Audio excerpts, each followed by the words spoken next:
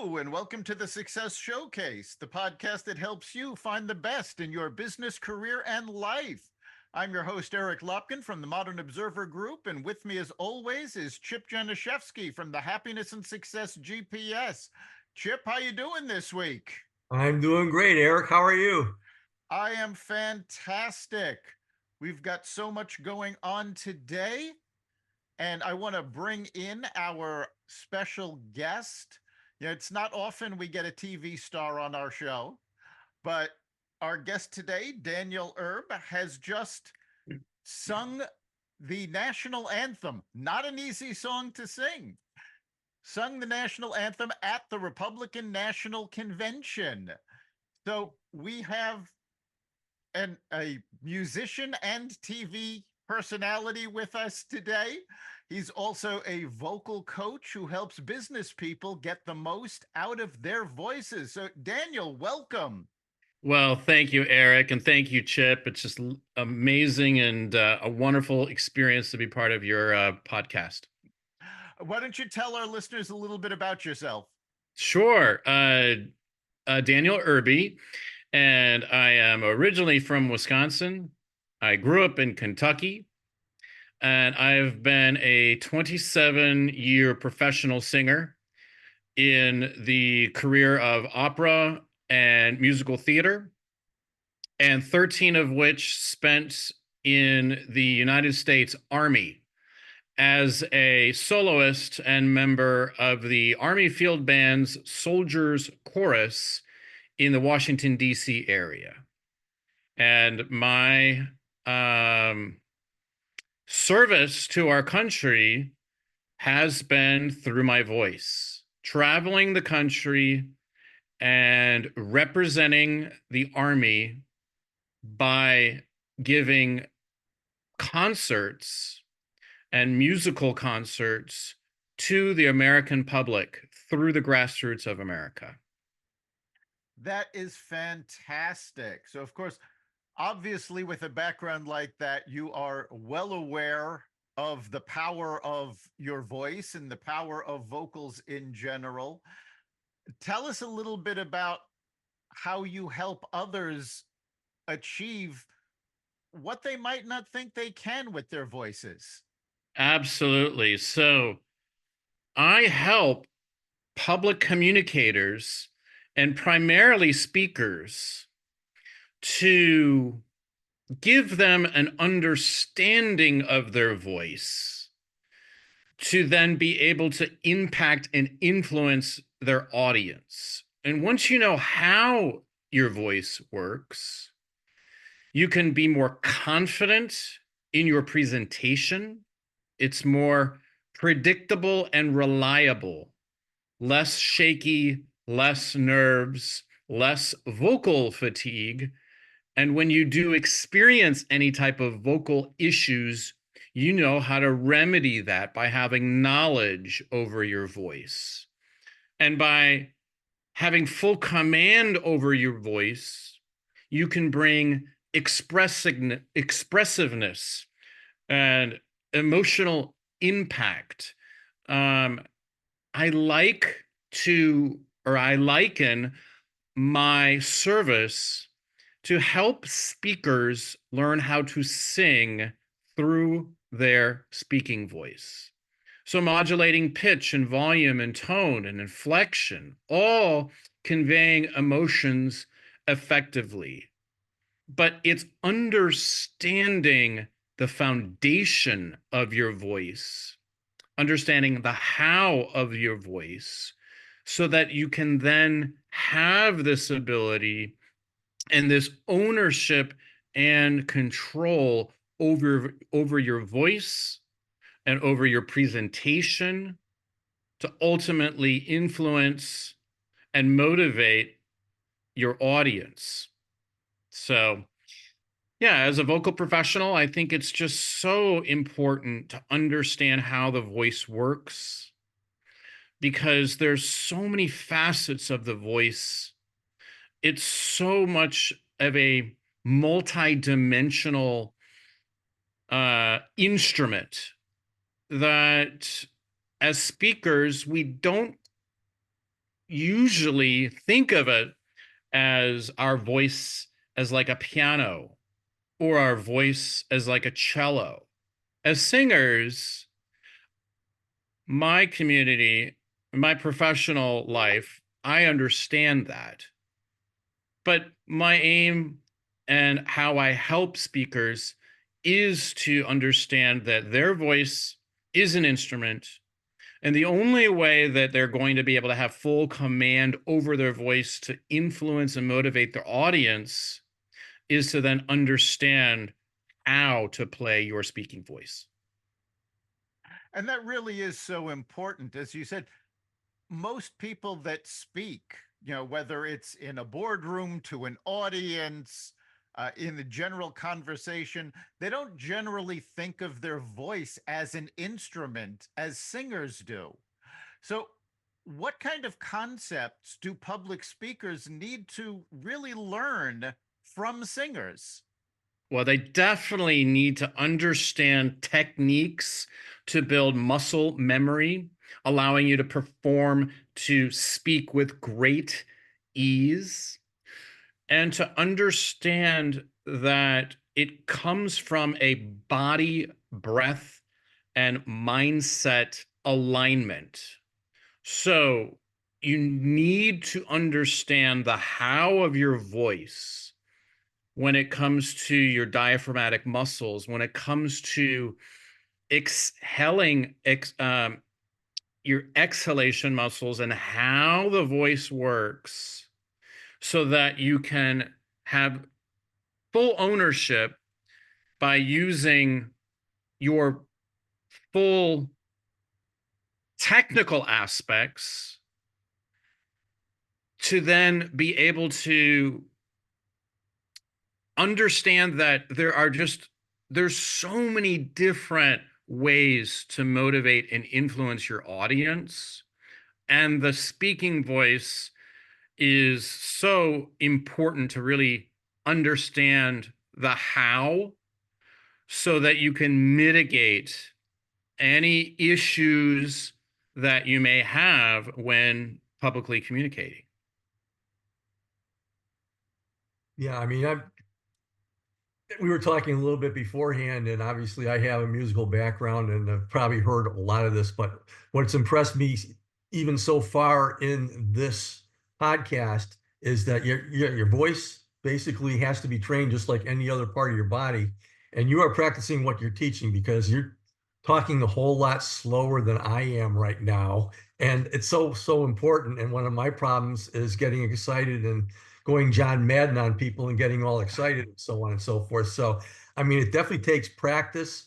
But obviously, as far as being able to project and so on and so forth, I mean, you talked about working from the bottom up. I mean, it comes from your diaphragm. Breathing is very, very important. And that's going to help you not only with your speaking, but with your stress levels and a whole lot of other things too. So, talk about the importance of breathing and exactly how a singer all of a sudden can go from a normal voice to really projecting and being really fluid just by starting there. Yeah, Chip, that brings up so many great points. I love how you're talking about mindset as well, because I dive very deep in my in how I help my clients through my own experiences of mitigating nerves through your breath and through your mind alignment. And then having that confidence in your presentation that you can, like I did a month and a half ago, get up in front of 25,000 people in person and a worldwide audience of millions, and to know that I have this confidence in my how of the voice and my mind. And so you bring up a great point with the breath. The breathing and understanding how to be able to settle your body and settle your mind through the breath, but not necessarily just about your inhalation. It's about your exhalation. And that is how singers control how their voice, you mentioned, projects, how the voice works.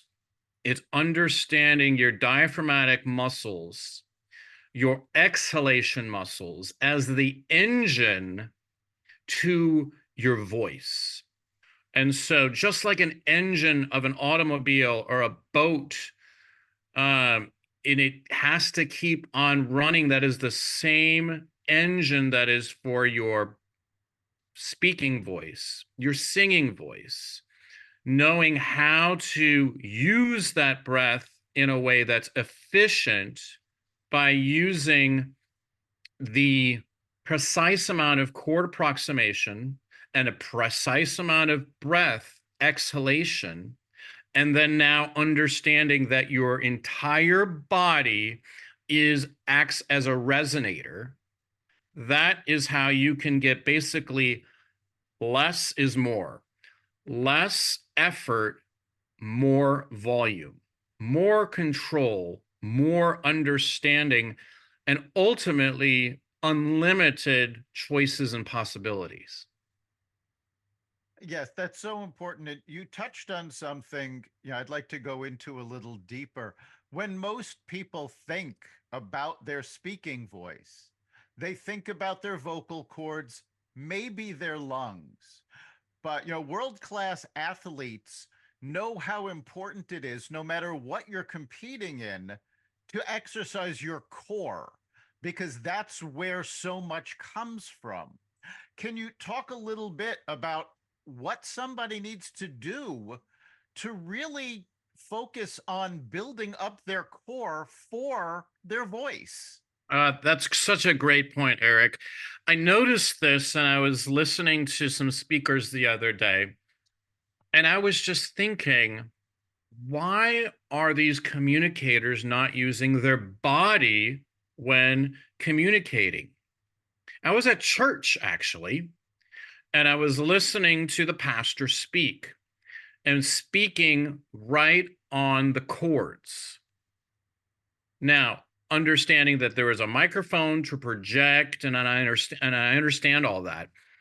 But as a professional singer, knowing that your vocal folds are a muscle and they're super tiny and they need to heal and they need to be cultivated in a healthy way.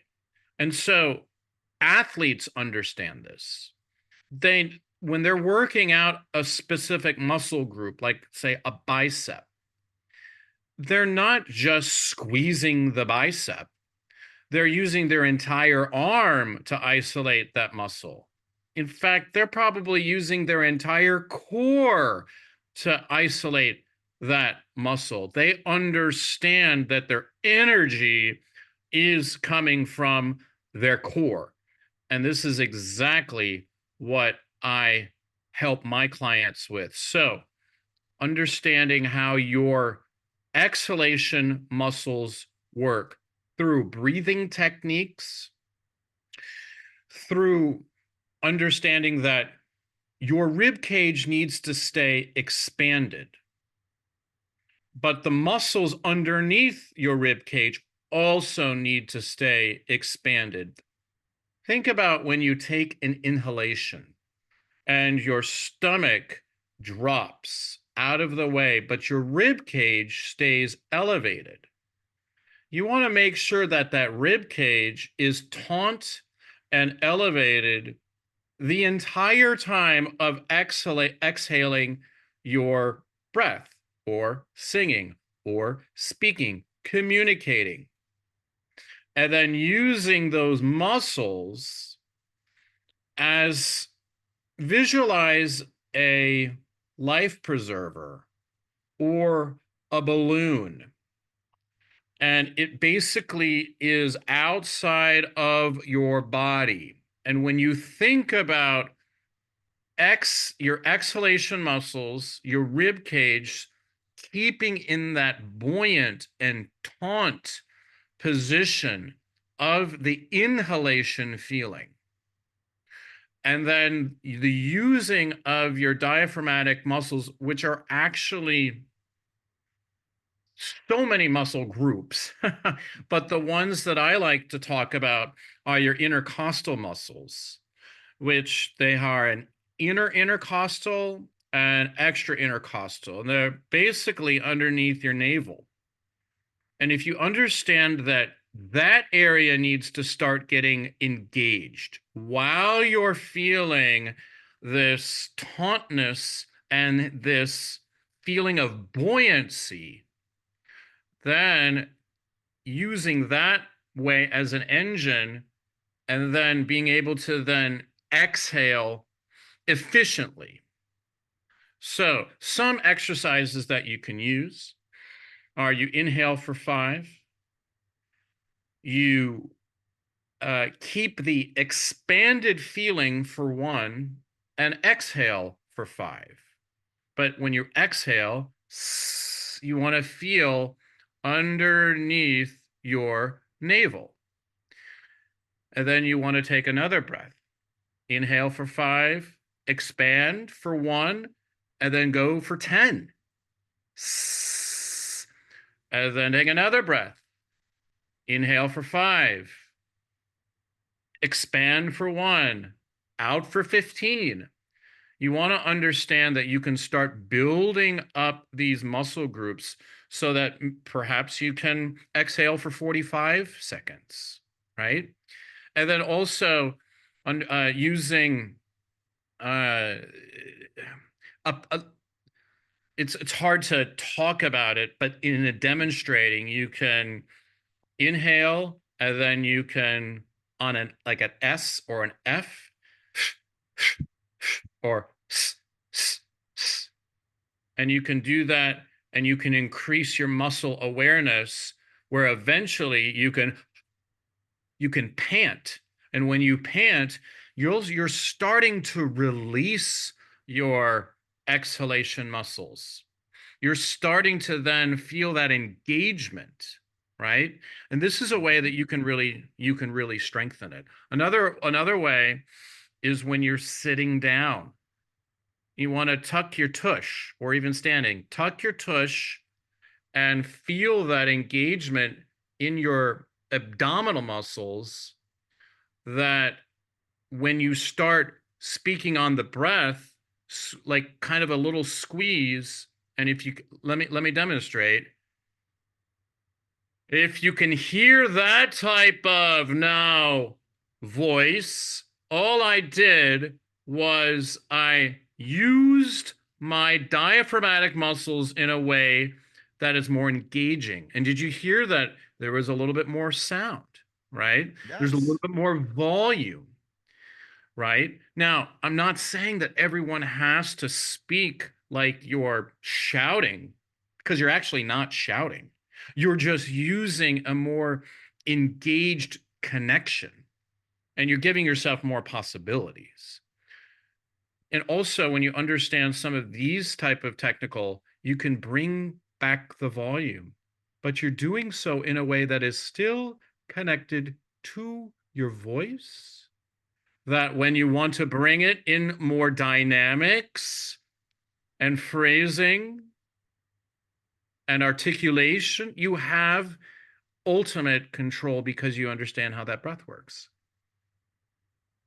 Yes, and it is used by singers constantly. And in fact, what you're describing with the 5 inhale and exhaling over 15, 30, 45, this is actually the key to how most vocalists maintain an extended note, which if you're not a singer, you look at that and go, oh my God, singing that for, 4 or 5 seconds, all of a sudden you're out of breath.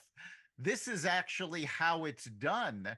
And it is very important to be able to do that in a presentation, because when you're talking to an audience, I have been in numerous presentations where all of a sudden a microphone that I was supposed to have wasn't working, didn't show up, and I've still got to reach the back of the audience. Yeah, absolutely. And another point is sometimes when you're experiencing vocal fatigue, when you're experiencing that your voice isn't quite working the way that you normally feel is working, how do you put your voice together when you're not feeling 100%. Singers do deal with this every day. I mean, do you really think that a singer feels 100% every single time they open their voice? No. But how do you get to your voice to be at that performance level? Now that takes skill, but that takes an understanding of how the muscles work so that you can start slowly uh, warming up your voice, warming up your mind, understanding the vocal function, the function of your vocalis muscle. These are so important. So, one of the exercises that have really, really helped me in my career, and I actually was just introduced about 5 or 6 years ago when I was experiencing vocal fatigue in my career and in my voice, and I started really questioning my abilities, is using your voice and your vocalis muscle, but using it in a way that you're only just accessing the edges of your chords, and you do it in a very, very soft way where you can almost feel like your heartbeat is coming through your vocal folds. But if you can master this, then you can really understand how that breath and how the chords work. And you know that you don't have to use so much voice, so much breath, so much chord approximation. So, to demonstrate to your audience, in the mornings and at night, I will do these vocal function exercises religiously because it gives me then more mm, understanding of where the voice can be the next day because I set myself up in a position of success. So just a little demonstration, starting at the lowest part of your voice on an O vowel, O, and then going to the top of your voice like a slide. Ooh. And then again. Ooh. And then you go from the top down.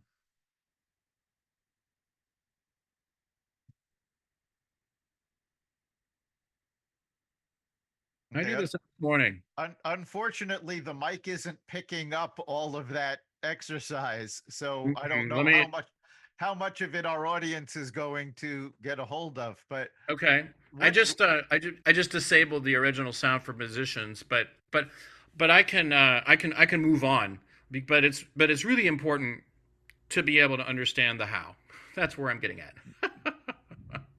and yet, what we've talked about, there is certainly skill involved, there is certainly knowledge involved, but it seems to me throughout this conversation it keeps coming back to the old joke in my head. How do you get to Carnegie Hall? Practice. Yeah, well, it's not just practice, but it's living, knowing, and owning your voice. Because you can be really great at what you do, but if you can't do this on a consistent basis, day in and day out, you might get to Carnegie Hall, but you're not going to get invited back if you don't perform well. And that's the struggle with singers and even public speakers, Well, that's right? that's the thing. I mean, singers understand they have to rehearse, they have to practice. Most people who have to do a presentation, they're under the impression that, oh, they'll spend all of their time working on the PowerPoint slides and get that looking brilliant, but then they won't practice the presentation and the speaking part of it. And if you really want to make an impact, that is crucial. I always, especially when talking about public speaking, I always use Steve Jobs and his keynote addresses as an example. Steve Jobs rehearsed every line. He knew everything that was going to happen. He worked with the equipment over and over again to make sure he had everything down. And when you're giving a speech, whether it's a small presentation in a conference room or a large presentation in front of a large audience, you need to rehearse that. Yeah, Eric, that's a great point, and I'm gonna build upon that too, because there are ways to rehearse that are helpful, and there are ways to rehearse that are harmful. Saying the words over and over and over and over and over and over and over again, that is not going to be helpful, right? But knowing that you can give yourself inflection points, knowing that you can give yourself climaxes, knowing that you can give yourself a way to pull back, it's the same as singing. You've got a piece of music. You know that where the dynamics are. You know where the inflection points are. You know if you articulate in a different way that you're going to move an audience in a different way. It is the same thing for your speech. And understanding then your speech should be like a piece of music. My goodness, how much ownership now does that give to your presentation? Where then now you've got the speech in your body and you know where you're going, where you're pulling back, where you're giving more for impactful ways. And then you can start working on your actual delivery of if you're in person, especially, where are you standing? What is the gesture going to be like in this particular moment? Are you going to move one step, deliver a line, and then look at your audience to see what their reaction is? Everything is rehearsed. And this is where I believe that public speakers, they don't quite understand the real impact of going from average to exceptional. And exceptional is purposeful, meaningful, and everything has a plan. And so that's what and that's another thing. It's not just 100% about the voice. The voice is the cake, right, that we're baking. Mm-hmm. But the icing on the cake, you still have to have that icing on the cake to be able to then, put that cherry on top. And that is what that delivery is. But when you understand that voice and that you have so many choices like a singer does, oh my goodness, then the presentation becomes so fun, because then you bring your acting and then you bring your influencing, and it's the how of your delivering, and then you can pivot when you need to pivot. You can look at the audience and see how you're impacting them. And then it's just a level up, You talk about Carnegie Hall. Well, first of all, you probably need to start at your own community center stage and get that really, really, really good before you go to Carnegie Hall. And it's the same thing with public speakers. You need to understand that there's where to start, there's a place to start, but you need to conquer that place before you keep on going higher and higher and higher, and then eventually getting paid to speak for 25,000 people in an audience, right? Because you just have got those skills so just cultivated so much, just like an Olympic athlete does, right? They've been doing this their entire life, but there is a process to everything. It's the same thing as speakers. So Very true. And, we've been using singers as an example, but the same thing goes if you take a look at stand-up comics. When a stand-up comic delivers the joke, the punchline hits, the audience laughs, and then you have somebody else repeating the joke, a day or two later, and nobody laughs and there's no reaction, because it's more than just the content, it's Mm, how it's delivered. absolutely. And this is what separates me from, I would say, most public speaking coaches out there. Most public speaking coaches will focus primarily on the message, how to structure your speech, and then how to deliver it. But they will not focus on the voice. They might tell you that you need to have melody, you need to have inflection, you need to have articulation, but they won't really show you the basics and the foundation of that, right?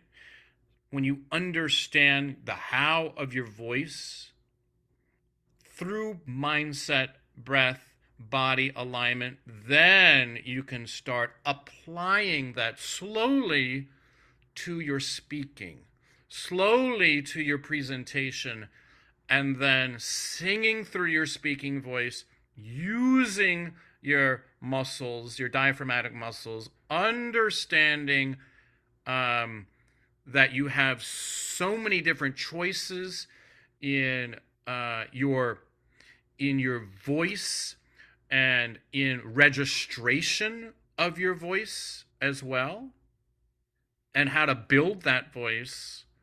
Man, it becomes so much more fun than when it comes to the delivery. Absolutely. And we are just about at the end of our time. So if somebody wants to find out more, engage you as a vocal coach, how can they do so? On my website, www.danielerbe.com. I'm also on LinkedIn and Instagram as Daniel Erbe Official, and on Facebook, daniel.erbe.96. You can find me as well in the Authentic Voices program on Facebook. That is the name of my program. But I primarily do hang out on the social media, on LinkedIn, especially because, my target audience, my ideal client, is a professional wanting to elevate their speaking skills from average to exceptional, to own their audience in the boardroom or on the public speaking stage. And knowing that having full command over their voice ultimately is going to provide more sales for them, increasing their revenues because they're able to then influence their audience in a way that's unlike anyone else. And it gives you just so much more confidence. And ultimately, like, that's what we're doing. We're having confidence so that we can influence and motivate. Fantastic. Thanks so much for being here this week. Chip, what do you think is the big takeaway for our listeners from this episode? Yeah, first of all, it's a pleasure having you here today, Daniel. This was very, very educational and inspiring. And again, looking at speakers, we talked about the message, and the delivery is so, so important. And the message, as far as that goes, and what you're doing for people, is helping them make their message and delivery memorable, a takeaway. But when it comes to the individuals out there, because not everybody's striving to be speakers and so on and so forth, a personal takeaway just to help you out with your own metabolism and your stress levels and so on and so forth is if you can develop a system of breathing exercises like you were talking about when you're feeling hyper or this or that or whatever, and put that into part of your daily routine while you're doing all of your other exercises. It's kind of like a fallback default that you can go to when things are getting tight. And I think that message for everybody out there is something that they got to learn. And I know there's all kinds of videos on YouTube and this and that, whatever, that kind of talks about breathing exercises, but you talked about the core and exactly how it works. And I highly, highly recommend that people do that for their own good. Thank you, Chip. I appreciate that. And understanding then there is a openness and a relaxation, but a motivated and energized relaxation. So you probably hear this in yoga and any type of exercising, right? You need to um, take uh, the pressure and the stress away, and you need to relax and learn how to relax. But there's so much more to than relaxation, because you can be so relaxed but then not energized. But you can use that energy in your breath that ultimately will help any type of, mental stress, emotional stress, and it just gives you this clarity and this focus and this energy. So thank you, Chip. Yeah, I think for me, the big takeaway is really that it's more than just the sound of your voice. You're talking about increasing influence, increasing confidence, increasing relaxation. And all of that combines to make what you're saying more compelling. So, working on your voice has more benefits than just the sound of your voice. Even if you never have to do any public speaking, there are benefits to working on this. You've been listening to the Success Showcase. You can catch every episode at xvadio.com, the Apple Podcasts app, Google Podcasts, Spotify, iHeartRadio, Audible, Amazon Music, and wherever you find podcasts. Remember, make this your best week ever and make next week even better. We'll see you then.